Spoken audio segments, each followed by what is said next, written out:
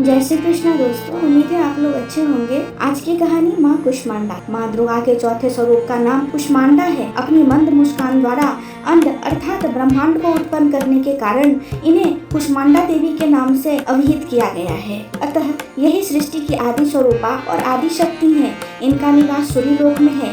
इन्हीं के तेज और प्रकाश से 10 दिशाएं प्रकाशित हो रही हैं। ये अष्टभुजा देवी के नाम से भी विख्यात है। संस्कृत भाषा में कुष्मांड कुमरे को कहते हैं।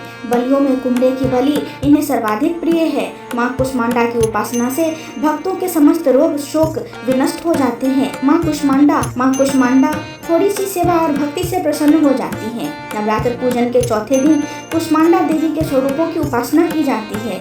इस दिन साधक का मन अनाहत चक्र में स्थित होता है। आज का शुभ रंग हरा है। भक्त पूजा के समय काले रंग को छोड़कर कोई भी रंग धारण कर सकते हैं। नवरात्रा के चौथे दिन माँ कुष्मांडा की पूजा अर्चना करने से भक्त के घरों में वंश वृद्धि होती है।